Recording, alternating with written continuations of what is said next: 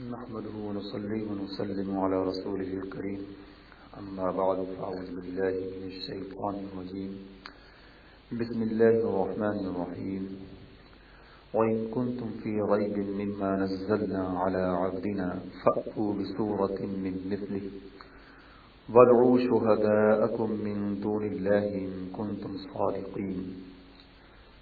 صدق الله العلي العظيم وبلغنا رسوله النبي الكريم۔ اس آیت مبارکہ کا ترجمہ یہ ہے وَإِن كُنتُمْ فِي رَيْبٍ، اور اگر تمہیں کچھ شک ہو مما نزلنا علی عبدنا، اس میں جو ہم نے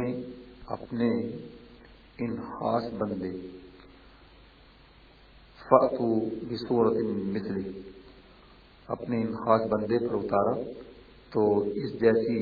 ایک صورت لے آؤ۔ وَادْعُوا شُهَدَاءَكُم مِّن دُونِ اللَّهِ، اور اللہ کے سوا اپنے سب حمایتیوں کو بلا لو، ان کنتم صادقین، اگر تم سچے ہو۔ اس سے پہلے جو آیتیں گزری ہیں اس میں اللہ رب العزت نے اپنی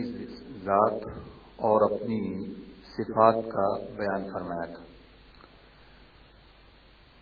تو جس سے ان لوگوں کی تردید ہو گئی اور ان لوگوں کا رد ہو گیا کہ جو اللہ رب العزت کی ذات اور صفات کو نہیں مانتے، جو اللہ کی ذات اور اس کی صفات کے منکر ہیں، ان کا ان آیتوں میں رد ہو گیا۔ اور اب یہاں اللہ رب العزت نبی کریم صلی اللہ تعالی علیہ وسلم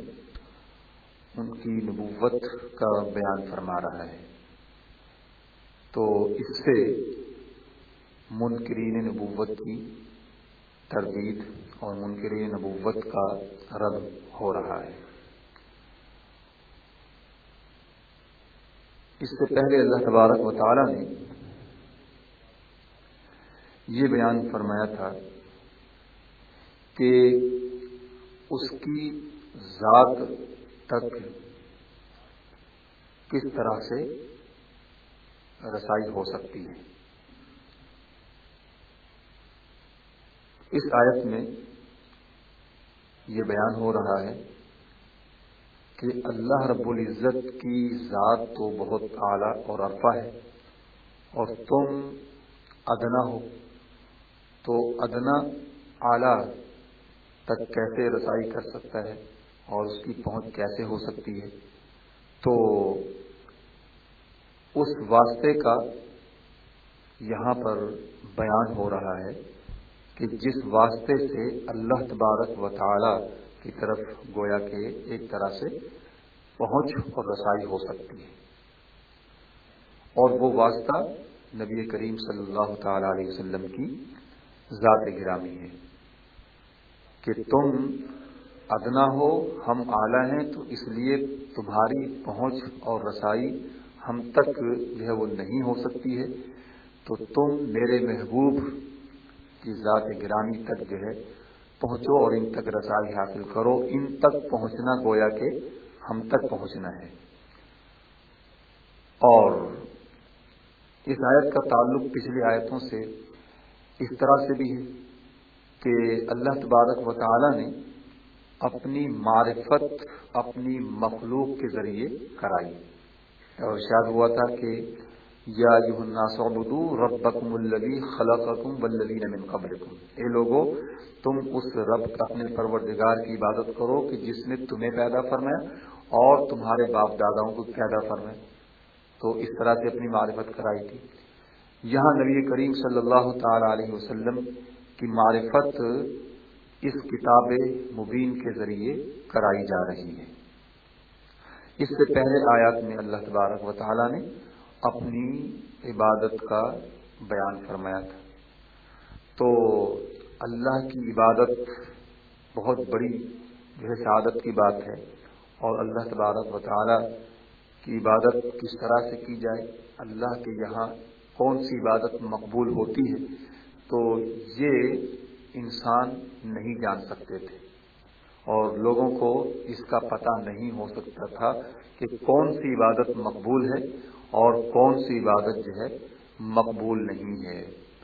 تو ظاہر ہے کہ یہ تعلیم اور اس کا طریقہ کسی کتاب کے ذریعے ہی جو ہے بیان کیا جا سکتا تھا، تو پھر یہ کہ وہ کتاب ایسی ہو کہ جس کا واضح طور پر دلائل سے من جانب اللہ ہونا، یعنی اللہ کی کتاب ہونا ثابت ہو، تو اللہ تبارک و تعالی یہاں اسی کتاب کا بیان فرما رہا ہے کہ جس میں یہ تعلیم دی گئی ہے کہ عبادت اللہ کے یہاں کون سی مقبول ہوتی ہے، اور اس عبادت کا طریقہ جو ہے بیان کیا گیا ہے کہ جو اللہ کے یہاں مقبول ہوتا ہے۔ اب آپ دیکھیں کہ بہت سے لوگ ایسے ہیں اور جو اپنے آپ کو عقل مند کہتے ہیں اور اپنے آپ کو بڑا عقل مند سمجھے ہوئے ہیں، تو وہ بتوں کی پرستش کر رہے ہیں، اور بتوں کی پرستش وہ مقبول سمجھ کر، ان کی عبادت مقبول سمجھ کر ہی جو ہے وہ کر رہے ہیں، حالانکہ جو ہے یہ بالکل غلط ہے اور بالکل باطل ہے، اور بالکل جو ہے یہ جو ہے وہ شرک ہے۔ تو اللہ تبارک و تعالیٰ نے جو ہے یہاں پر جو ہے اس کتاب کے کہ جس کے ذریعے سے یہ تعلیم اور یہ طریقہ بیان فرمایا ہے، اس کی دلیل یہاں پر بیان فرمائی جا رہی ہے، اور پھر دلیل بیان فرمانے میں بھی جو ہے اللہ تبارک و تعالیٰ نے اس کتاب مبین کے جو مخاطب اول تھے یعنی عرب، ان کے مذاق اور ان کے مزاج کو سامنے رکھتے ہوئے جو ہے وہ اس طریقے سے اس کی دلیل بیان فرمائی جا رہی ہے۔ تو گویا کہ اس سے پہلے جو آیتیں گزری ہیں اس میں جو ہے اللہ تبارک و تعالیٰ نے اپنی صفات کا ذکر اس طرح سے بھی بیان فرمایا تھا کہ ہم نے آسمان سے بارش برسائی جس سے کہ تمہارے کھانے پینے کی غذائیں، تمہارا رزق جو ہے وہ پیدا فرمایا۔ تو گویا کہ اس سے پہلی آیت میں اس رزق کا اور اس نعمت کا ذکر فرمایا کہ جو جسمانی رزق سے تعلق رکھتا ہے، جسمانی رزق کا بیان ہوا جس سے اللہ رب العزت کی ربوبیت ظاہری یعنی جسمانی کا بیان ہو رہا ہے، اور اللہ رب العزت کی ربوبیت ظاہری کا اظہار ہوا۔ اب گویا کہ یعنی اس جو ہے وہ رزق کا بیان ہو رہا ہے، اور اس بارش کا بیان ہو رہا ہے کہ جو رحمانی بارش ہے، وہ تو آسمانی بارش تھی جس سے جو ہے رزق جسمانی پیدا ہوا، اور اللہ رب العزت کی ربوبیت جسمانی کا اظہار ہوا، ظاہری جسمانی ربوبیت کا جو ہے وہ بیان ہوا۔ اب گویا کہ یہاں پر جو ہے رحمانی بارش کا بیان ہو رہا ہے کہ جو قرآن ہے کہ جس سے جو ہے ایمانی رزق یعنی تقوی اور پرہیزگاری جو ہے وہ پیدا ہوتی ہے، طہارت پیدا ہوتی ہے۔ تو یہاں جو ہے یہ بیان ہو رہا ہے، اور اس آیت کا تعلق اس طرح سے فرمایا کہ وَإِن كُنتُمْ فِي رَيْبٍ مِّمَّا نَزَّلْنَا، کہ اگر تمہیں کچھ شک ہو، تو یہاں یہ نہیں فرمایا کہ تمہارے دلوں میں شک ہو، بلکہ یہ فرمایا کہ تمہیں کچھ شک ہو، تم شک میں مبتلا ہو۔ تو اس سے پتہ یہ چلا کہ جس شک کا یہاں پر بیان ہو رہا ہے وہ عارضی شک ہے جس کو جو ہے وہ دور کیا جا سکتا ہے۔ تو فرمایا کہ اگر تمہیں شک ہو مما نزلنا علی عبدنا، اس کے بارے میں کہ جو ہم نے نازل فرمایا۔ نزلنا یہ لفظ تنزیل سے بنا ہے، اور تنزیل کے معنی آتے ہیں عربی میں آہستہ آہستہ اتارنے کے۔ تو اہل عرب کو اور مخالفین قرآن اور منکرین قرآن کو ایک اعتراض یہ بھی تھا کہ یہ قرآن یک بارگی کیوں نہیں اتر جاتا، جیسا کہ انہوں نے کہا تھا۔ اللہ تبارک و تعالیٰ نے ان کا یہ کہا اور ان کا یہ مقولہ قرآن کریم میں ان الفاظ کے ساتھ بیان فرمایا کہ وَقَالُوا لَوْلَا نُزِّلَ عَلَيْهِ الْقُرْآنُ جُمْلَةً وَاحِدَةً، کہ وہ کافر کہتے ہیں کہ یہ قرآن یک بارگی محمد صلی اللہ تعالی علیہ وسلم پر کیوں نہیں اتار دیا جاتا، یہ کیا کہ ایک ایک آیت دو دو آیتیں کچھ کچھ صورتیں نازل جو ہے وہ کی جاتی ہیں، اتاری جاتی ہیں. یہ تو ایسے ہی ہے جیسا کہ جو ہے شعراء سوچ سوچ کر جو ہے ایک ایک دو دو اشعار جو ہے وہ جناب لکھتے رہتے ہیں، پھر یہاں تک کہ ان کا دیوان تیار ہو جاتا ہے. تو یہ تو ایسے ہی لگتا ہے جیسے کہ محمد صلی اللہ تعالیٰ علیہ وسلم بھی معاذ اللہ سوچ سوچ کر ایک ایک دو دو آیتیں جو ہیں وہ جناب لکھتے ہیں اور اس طرح سے پھر وہ ہمیں بتلا دیتے ہیں. تو یہاں جو ہے وہ یہ فرمایا جا رہا ہے کہ یعنی تمہیں اگر شک ہے اس بارے میں کہ جو ہم نے اپنے اس عبد مقدس اور اس خاص بندے پر اتارا، تو اب یہ بات کہ تھوڑا تھوڑا قرآن کریم جو ہے وہ کیوں اتارا گیا، اس میں بھی اللہ رب العزت کی بڑی حکمت. ورنہ تو حضور علیہ الصلوۃ والسلام تسلیم جو ہے وہ حضرت جبریل حضور سے جو ہے وہ پورے قرآن کریم کا دور کیا کرتے تھے رمضان میں، لیکن احکام جو ہے وہ نازل ہونے کے اعتبار سے جو ہے وہ بیان فرمائے جاتے تھے. تو حکمت یہ تھی کہ اگر یک بار ہی نازل کیا جاتا تو ان تمام احکامات پر جو ہے بڑی دشواری سے عمل ہو پاتا اور لوگ جو ہے وہ اس کو بڑی دقت محسوس کرتے، بڑی تکلیف اس میں محسوس کرتے. کہ آپ دیکھیں کہ اس قرآن کریم سے پہلے جو کتابیں عطا فرمائی گئی تو وہ ایک پہلی بات تو یہ تھی کہ وہ لکھی ہوئی عطا فرمائی گئی، وہ تھوڑی تھوڑی نہیں اتاری بلکہ ایک بارگی ہی ایک دفعہ ہی میں جو ہے وہ لکھی ہوئی ان انبیاء علیہ السلام کو مل گئی. بنی اسرائیل کو ایک دم جو ہے وہ کتاب ملی تورات اور انجیل، تو اب ان کو جو ہے یک بارگی جب یہ احکام ملے تو وہ بڑے اپنے آپ کو جو ہے دشواری میں محسوس کرنے لگے اور انہوں نے یہ کہا کہ سمینا واقعینا، کہ ہم نے جو ہے وہ سنا اور ہم نے اس کو ٹھکرا دیا. تو ایک حکمت جو ہے وہ یہ بھی تھی یعنی تھوڑے تھوڑے اور آہستہ آہستہ ایک ایک دو دو چار چار اور کچھ کچھ صورتیں قرآن کریم کے نازل ہونے میں کہ تاکہ جو ہے یہ گرانی محسوس نہ ہو. جب آہستہ آہستہ اور تھوڑے تھوڑے طور پر جو ہے وہ احکامات ملتے رہیں گے تو لوگوں کی عادت بنتی رہے گی، اس طرح سے ان کو دشواری محسوس نہیں ہوگی. اور پھر آپ دیکھیں کہ وہ کتابیں ان انبیاء کو جو ملی تو یک بارگی ملی. کس طرح سے ملی؟ کسی ایک خاص مقام پر جو ہے بلا کر ان نبیوں کو وہ کتابیں عطا فرما دی گئی. اور سرکار دو عالم صلی اللہ تعالی وسلم پر کس طرح سے قرآن کریم نازل ہوا کہ تھوڑا تھوڑا اور جناب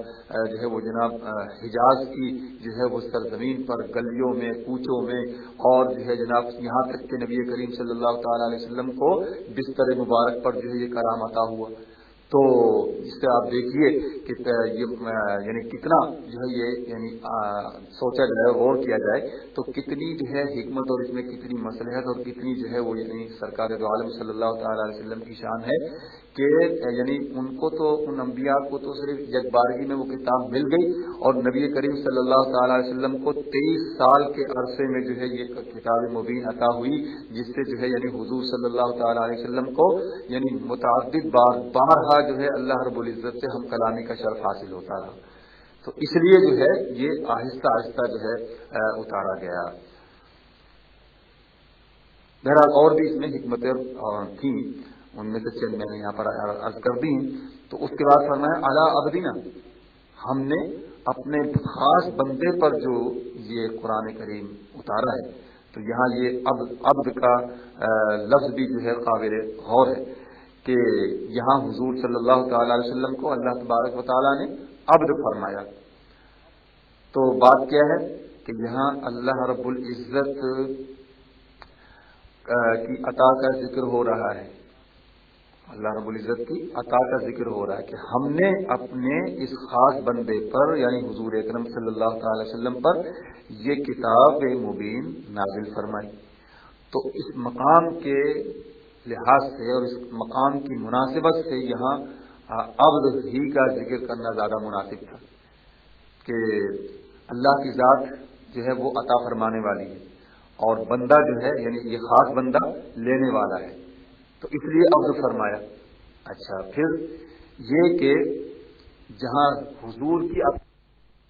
عالم صلی اللہ تعالی علیہ وسلم کی عطا کا بیان ہو رہا ہے وہاں آپ دیکھیں عبد نہیں فرمایا بلکہ رسول فرمایا. اور فرمایا کہ ما آتاکم الرسول، کہ جو تمہیں رسول عطا فرمائیں، یا فرمایا کہ ما اغناہم اللہ ورسولہ من فضل، اللہ اور اس کے رسول نے ان کو غنی کر دیا. تو وہاں جو ہے رسول کے حوالے سے لفظ رسول سے جو ہے سرکار دو عالم کا ذکر ہوا. تو بہرحال یہاں پر عبدنا فرمانا کہ ہمارے یہ عبد جو ہے وہ خاص ہیں. تو نبی کریم صلی اللہ تعالی علیہ وسلم خالص اللہ کے بندے ہیں، خاص اللہ کے بندے ہیں، خالص اللہ کے بندے ہیں. اور ہمارا کیا حال ہے؟ ہم تو نفس کے بندے ہیں، ہم جو ہیں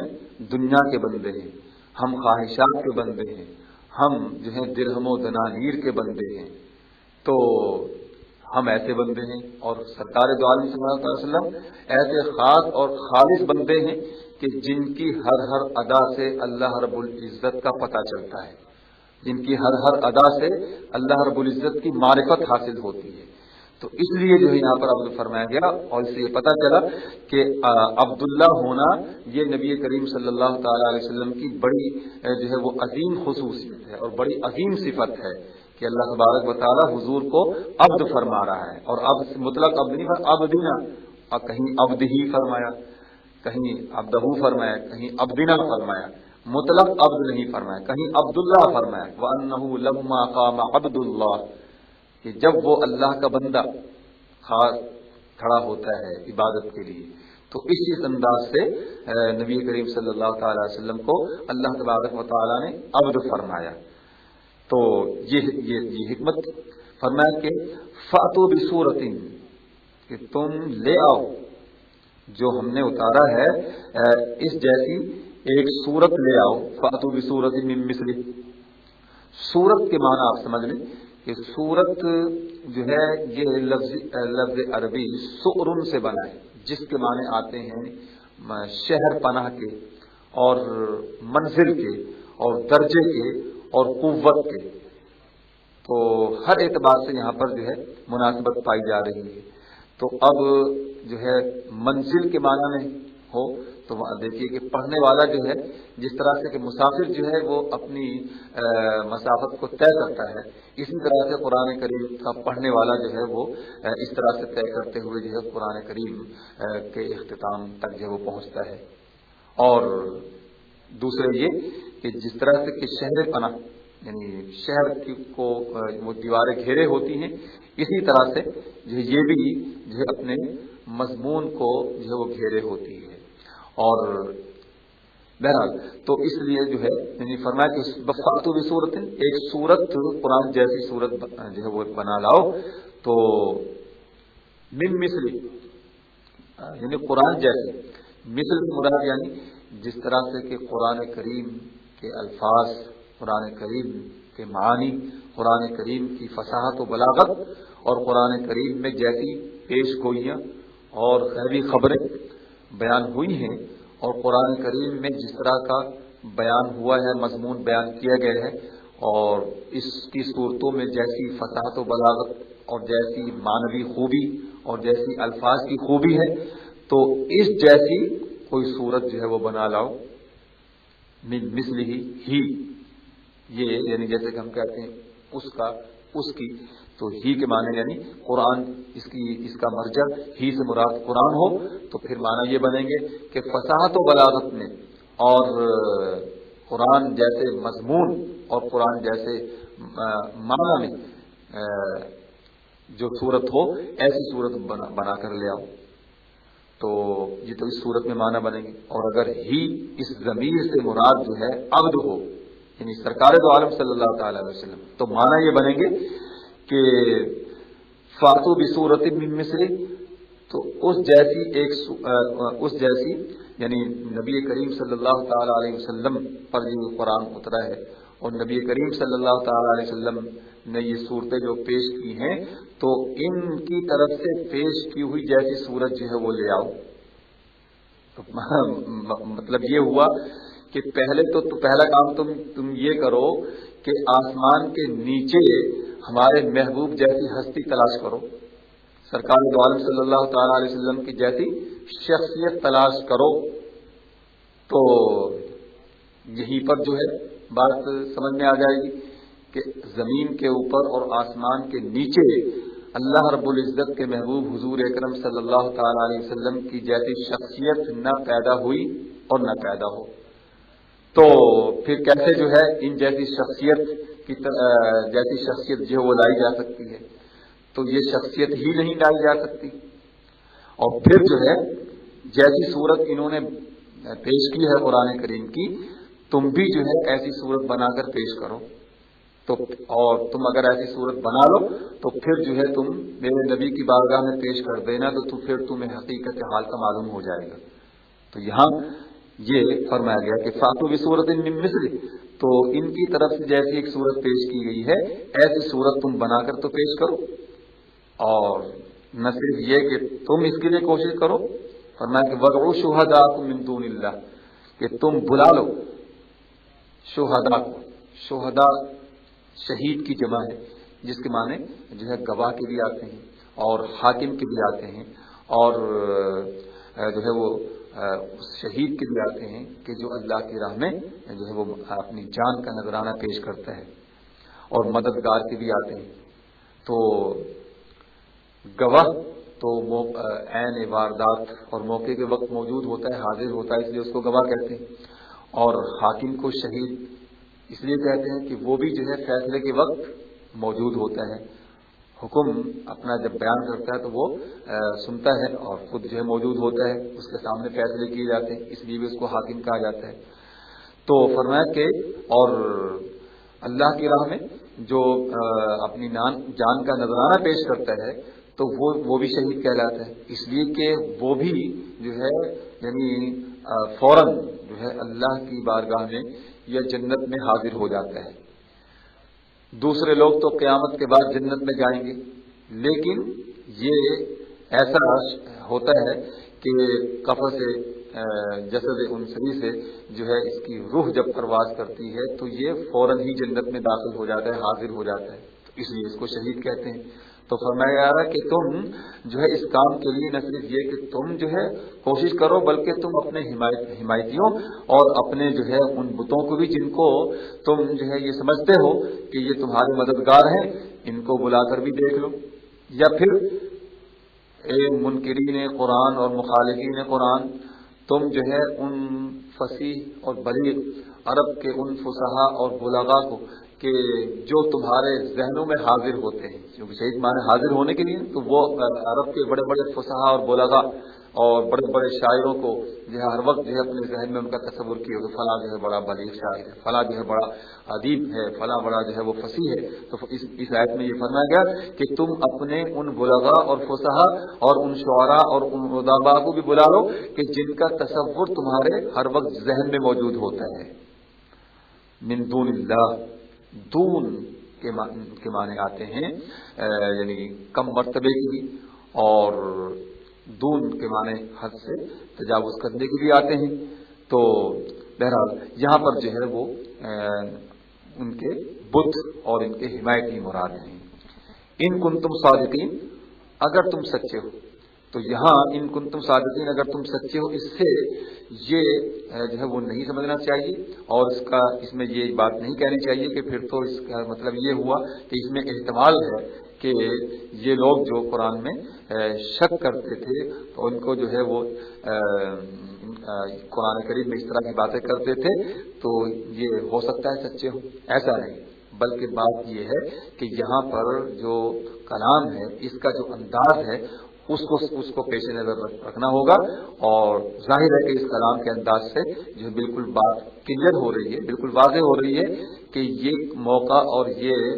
کلام جس انداز سے جو ہے اللہ تبارک و تعالیٰ نے بیان فرمایا ہے کہ یہ چیلنج کا موقع ہے، یہ چیلنج دیا جا رہا ہے اور ان کو مقابلے کی دعوت دی جا رہی ہے، جیسا کہ جو ہے کہا جاتا ہے کہ میاں اگر تم میں جو ہے کچھ طاقت ہے، تم میں جو ہے کچھ بل ہے، اور تم میں جو ہے کچھ جو ہے وہ قابلیت ہے، تو میرے سامنے آ جاؤ، میرا مقابلہ کر دیکھ لو۔ تو یہاں پر بھی جو ہے یہ کلام اسی انداز کا ہے کہ تمہیں اگر جو ہے قرآن کریم کے منزل من اللہ ہونے میں اور نبی کریم صلی اللہ تعالی علیہ وسلم پر ہم نے اس کو جو نازل فرمایا ہے اس کے بارے میں جو تم شک میں مبتلا ہو، تو پھر جو ہے تم اس کا علاج جو ہے وہ اس طرح سے کرو، اس کا مداوع یہ ہے کہ جو اس تمہیں بیان فرمایا جا رہا ہے، تو تم جو ہے یہ کوشش کر کر دیکھ لو، تو تمہیں پتہ چل جائے گا کہ تمہارے جو ہے اس اعتراض اور تمہارے اس شبے کی اور تمہاری اس مخالفت اور تمہارے انکار کی کیا حقیقت ہے، تو تمہیں اس کا اندازہ ہو جائے گا، تمہیں معلوم ہو جائے گا۔ تو بہرحال قرآن کریم کا یہ چیلنج آج تک جو ہے منکرین قرآن، مخالفین اسلام اور منکرین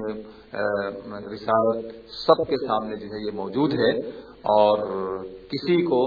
یہ ہمت نہیں ہو سکی ہے کہ قرآن جیسا قرآن یا اس کی جو ہے صورتوں میں سے کوئی جو ہے چھوٹی سی بھی صورت کہ جیسی کوئی صورت جو ہے آج تک کسی نے بنا کر پیش کی ہو۔ یہ بات نہیں کہ